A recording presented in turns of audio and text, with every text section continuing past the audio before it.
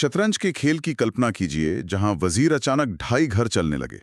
हाँ, या क्रिकेट का एक मैच जहां अंपायर विपक्षी टीम का 12वां खिलाड़ी हो।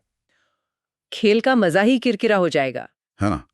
चुनाव भी एक बहुत बड़े खेल की तरह है जिसके अपने नियम हैं और एक निष्पक्ष अंपायर की सख्त जरूरत होती है।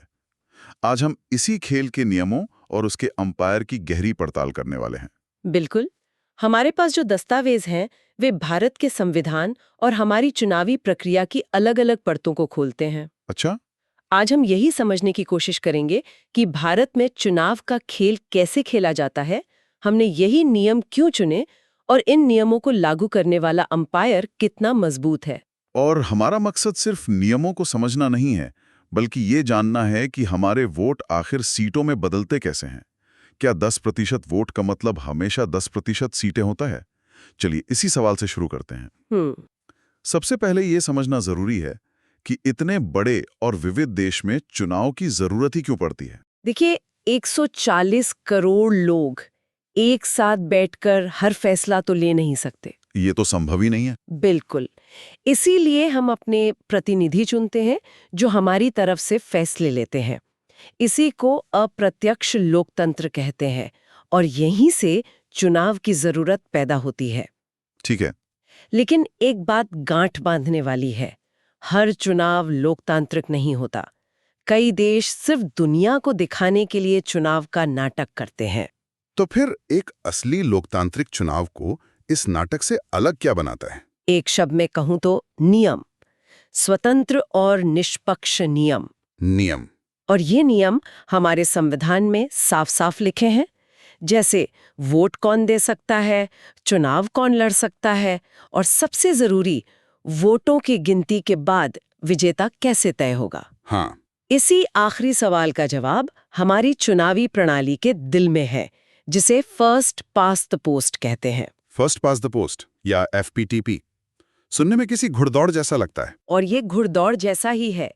इस प्रणाली में पूरे देश को 543 अलग-अलग चुनावी क्षेत्रों यानी कॉन्स्टिट्यूएंसीज में बांट दिया जाता है। 543 सीटें। हाँ, हर क्षेत्र एक सीट है।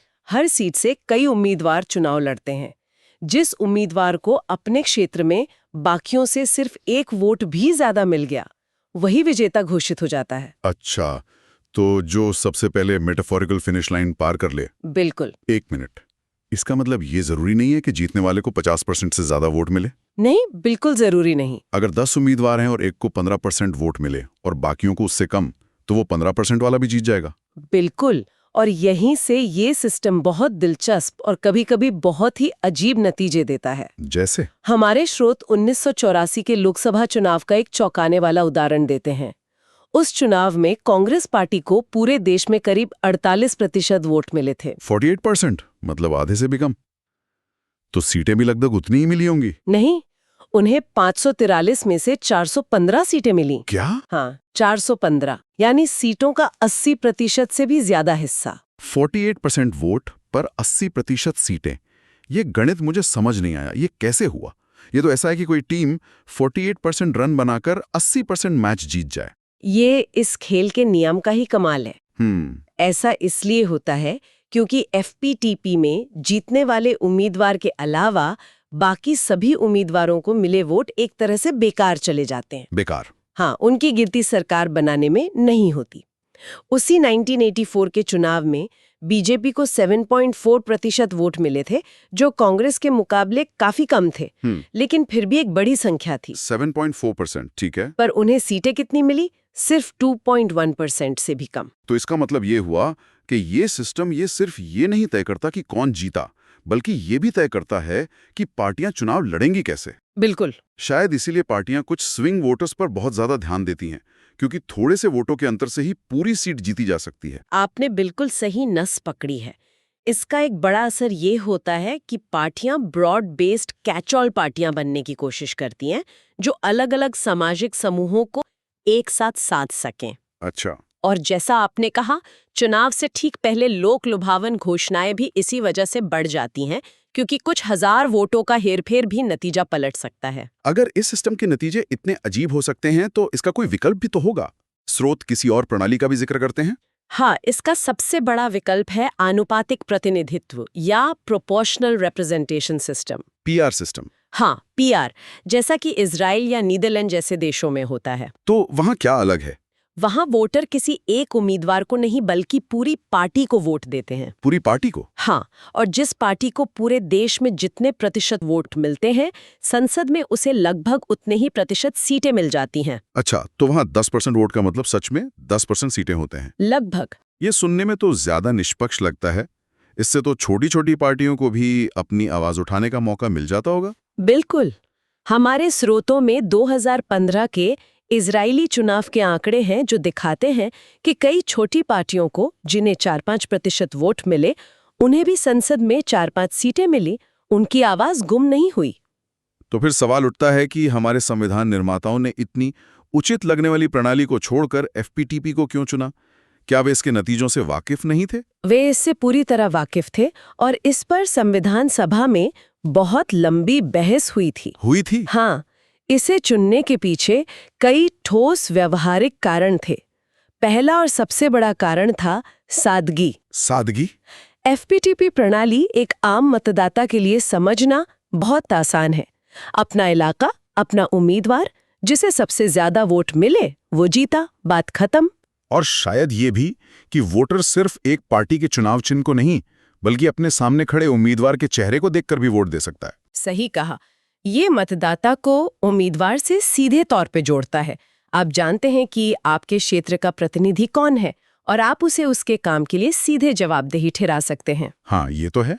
पीआर सिस्टम में अक्सर ये व्यक्तिगत जुड़ाव और जवाबदेही कम हो जाती है, लेकिन सबसे जरूरी वजह थी स्थिरता। स्थिरता मतलब स्टेबल गवर्नमेंट? हाँ, संसदीय प्रणाली में सरकार चलाने के लिए सदन में स्पष्ट बहुमत चाहिए होता है। सही बात है। पीआर प्रणाली में अक्सर किसी एक पार्टी को बहुमत नहीं मिलता और कई छोटी छोटी पार्टियों की मिलीजुली यानी गठबंधन सरकारें बनती हैं, जो अस्थिर हो सकती हैं। बिल्कुल, ये सरकारें अक्सर अस्थिर होती हैं और बार बार गिर सकती हैं।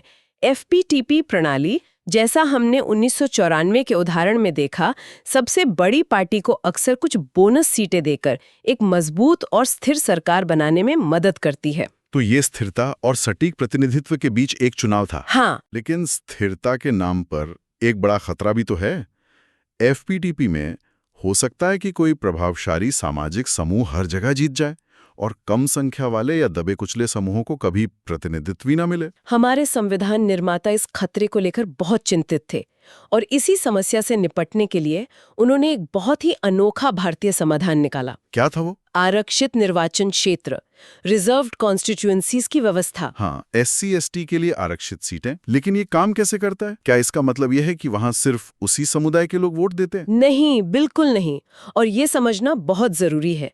अंग्रेजों के पृथक निर्वाचक मंडल में ऐसा ही होता था, जिसे संविधान सभा ने देश की एकता के लिए खतरनाक मानकर पूरी तरह खारिज कर दिया था। अच्छा। हमारी आरक्षण व्यवस्था में सीट भले ही अनुसूचित जाति या अनुसूचित जनजाति के उम्मीदवार के लिए आरक्षित हो, लेकिन वोट उस क्षेत्र के सभी मतदाता देते हैं। सभी लोग? हाँ, चाहे वे किसी भी जाति या धर्म के हों। इससे ये सुनिश्चित होता है कि जीतने वाला उम्मीदवार सिर्फ अपने समुदाय का नहीं, बल्कि पूरे क्षेत्र का प्रतिनिधि बनने के लिए मजबूर हो। और ये कौन तय करता है कि कौन सी सीट आरक्षित होगी?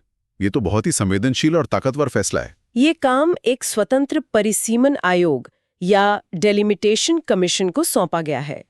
एक अलग आयोग? हाँ, ये आयोग राष्ट्रपति द्वारा नियुक्त किया जाता है और चुनाव आयोग के साथ मिलकर काम करता है। ये हर राज्य में SC/ST की आबादी के अनुपात के आधार पर सीटों का कोटा तय करता है और फिर उन निर्वाचन क्षेत्रों को आरक्षित करता है जहां इन समुदायों की आबादी सबसे ज्यादा है। और इसके फैसलों का क्या? इसके फैसलों को किसी भी अदालत में चुनौती नहीं दी जा सकती, ताकि ये प्रक्रिया राजनीतिक दबाव से मुक्त रहे। तो ये तो हो गए खेल के नियम।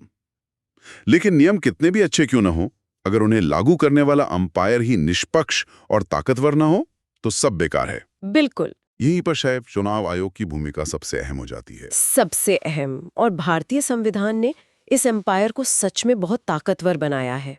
संविधान का अनुच्छेद 324 चुनाव आयोग को चुनाव कराने के लिए अधीक्षण, निर्देशन और नियंत्रण की व्यापक शक्तियां देता है। मतलब सब कुछ चुनाव आयोग के हाथ में। आसान भाषा में कहें तो हाँ, चुनाव की पूरी जिम्मेदारी उसे सुपरवाइज करने से लेकर कंट्रोल करने तक सब कुछ आयोग के हाथ में है। कागज पर तो ये बहुत मजबूत लगता है, लेकिन हम अक्सर चुनाव आयोग पर सरकार के दबाव में काम करने के आरोप भी सुनते हैं।